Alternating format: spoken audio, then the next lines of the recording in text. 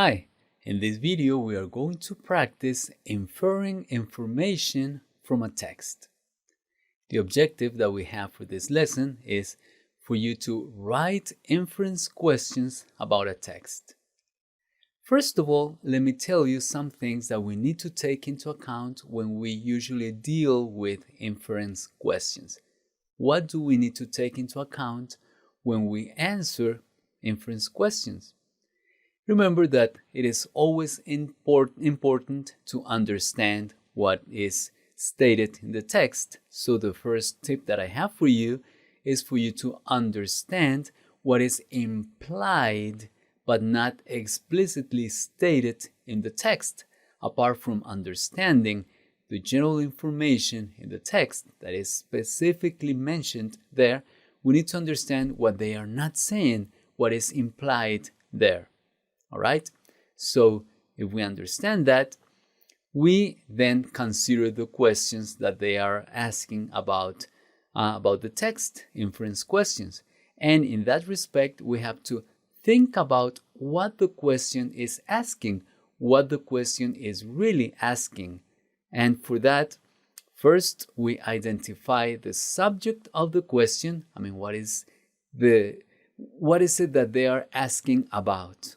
All right, we identify what it is, and then we locate that subject and understand what the text says about it. For example, if they're asking what can be inferred about tsunami, the subject of the question is tsunami, and then we have to go to the text and locate the parts of the text that refer to that topic, to that subject, and then with the understanding of the mentions of the text about the topic, we can understand about the subject, we can understand what it says. Once we locate it and we understand what it says specifically about the text, we can summarize in our own words what the text says about the subject, right? So it takes some work locating the topic. The subject and topic are actually the same thing in this respect, but I want to stick to the word subject. Identify it, locate the information that we have in the text about it, and then summarize it in our own words.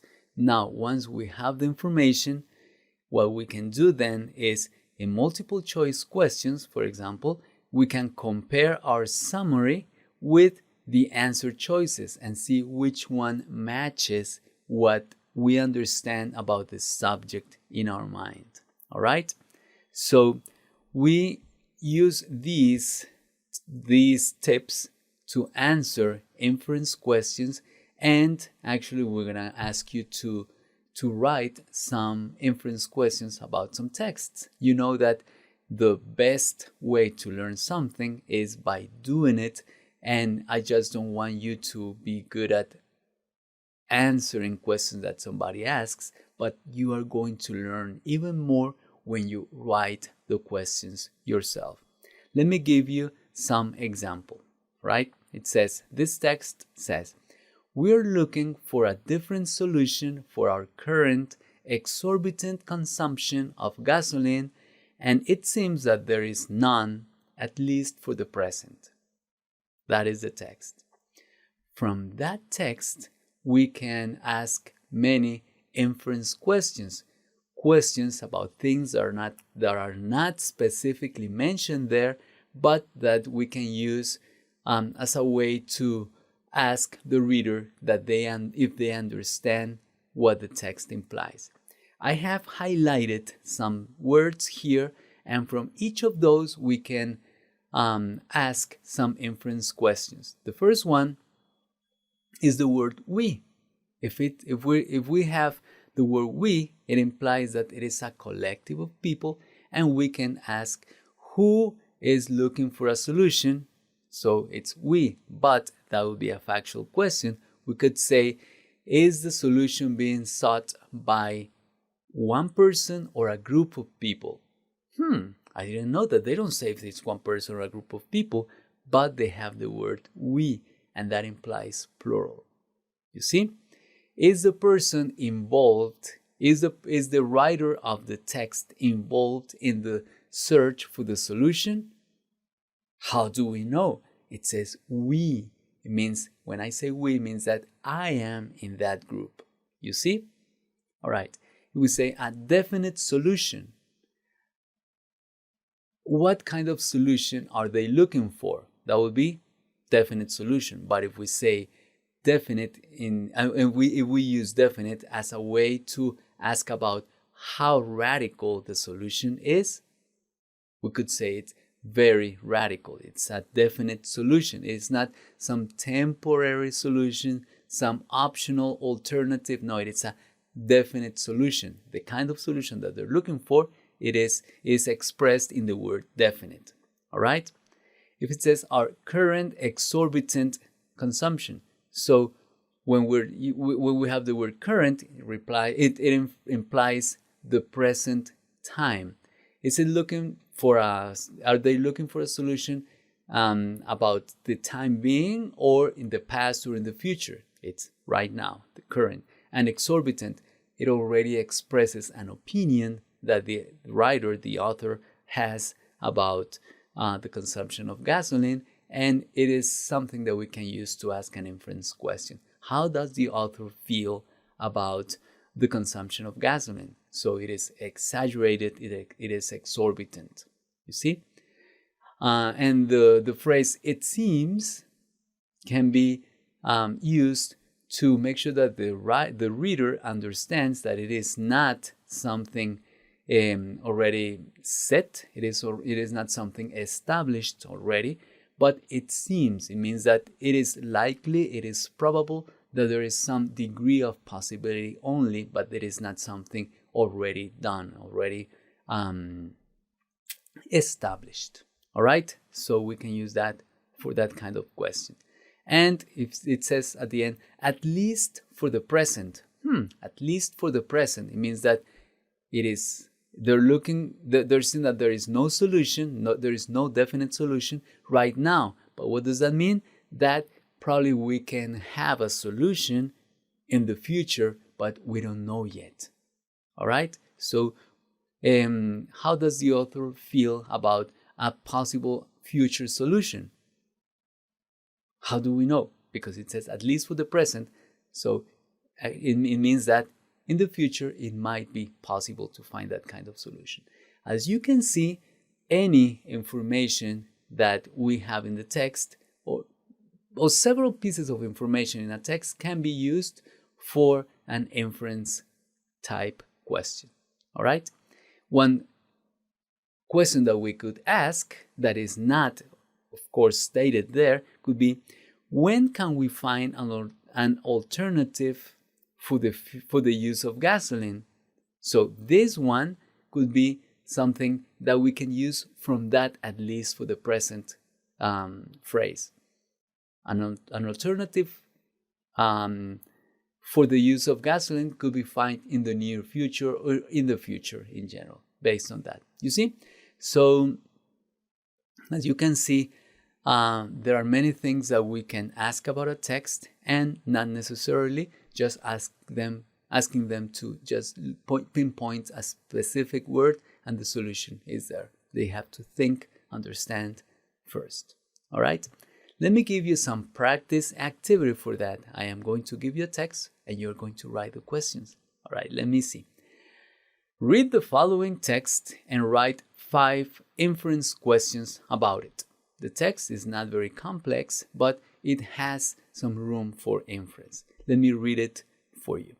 My name is Rebecca, and I love my weekends, especially the day after I finish my schoolwork. See, she's not saying Monday, Tuesday, Wednesday, Friday, Saturday. Nope, it says the day after I finish my schoolwork. Question could come from there. On that day, okay, it's not mentioned the day. She's not mentioning the day. On that day, I have a lot of fun and do things I enjoy. First, my breakfast is perfect for all the energy I need on that day. I still don't know what day it is. Never without some delicious pancakes and milk. Second, I take a shower and I dress up in colorful clothes. Looks like the same girl that liked colorful clothes that we may have seen in a different lesson. Well, if you haven't seen it, I encourage you to look for her. I never forget my shoes and accessories. I never forget my shoes and accessories. What is she doing? And some extra items in my bag, some extra things in my bag, in case I need them. For what? I don't know. After that, I usually go out to the park to meet my friends, and then we go to a studio where we rehearse all day. Rehearse is the kind of activity that actors or singers do to practice a performance that they have to offer. Occasionally, we go to one of my friends' houses and watch a movie. We enjoy the movie, eat snacks, and get ideas from the professionals to make our characters more realistic. Get ideas from what kind of professionals? Start thinking about it. To make our characters, a character is a person that participates, or could be an animal as well, a person or one of the participants in a play, in a movie, etc. To make our characters more realistic. It's always so much fun. As you can see in this text, there are many things that are not done, that are not said, but in the way they are portrayed, we may have some ideas. I want you to think about some possible inference questions once, of course, you understand the text first, and then you ask your questions. It's only 5, but there could be more. So I'm going to ask you to pause my video, complete the activity, and I'll show you some sample answers or sample questions in a moment. All right, I hope that you have your questions. That is so symbolic here. I'm asking you to write questions instead of giving me your answers. Just let's write some questions. Let's see what questions you have. All right, here are some sample questions, and of course they may not be just like yours, but that is a good starting point. First question, on which day does Rebecca go to the park? That is one question. And the day after you finish your schoolwork is Saturday, so the answer would be Saturday. What does she do on that day? That is not specifically mentioned in one part of the text, but in all of it, and you may have gathered that she does theater. All right, theater, because she learns from the characters of the movies, and she dresses up in colorful clothes, and she packs some more items, some props. All right, what is Rebecca's breakfast like? And because she needs a lot of energy, so I guess, or I would say that it is a large, nutritious breakfast. Yes. Why does Rebecca need extra items? And she may need them. She uses them as props for acting. Props are things that you use to help you portray a scene in a play or in some segment of a play. What kind of ideas do Rebecca and her friends get from professionals? So the professionals are the professional actors that appear in the movies, and the kind of ideas are acting ideas, right? I hope you agree with all these questions and answers and that you have learned from them. What I'm going to ask you to do now is for you to listen to the native speaker, practice your pronunciation with them, please. Okay, so the girl is going to read this and you practice after her. Go ahead, listen and practice, please. My name is Rebecca, and I love my weekends, especially the day after I finish my schoolwork. On that day, I have a lot of fun and do things I enjoy. First, my breakfast is perfect for all the energy I need on that day. Never without some delicious pancakes and milk. Second, I take a shower and dress up in colorful clothes. I never forget my shoes and accessories, and some extra items in my bag in case I need them. After that, I usually go out to the park to meet my friends, and then we go to a studio where we rehearse all day. Occasionally, we go to one of my friends' houses and watch a movie. We enjoy the movie, eat snacks, and get ideas from the professionals to make our characters more realistic. It's always so much fun. Excellent! Thank you very much for having practiced your pronunciation. And remember that in this lesson, we focused on inference questions, how to answer them and how to write them. Thank you very much for having been with me in this activity, and I'll see you in the next one.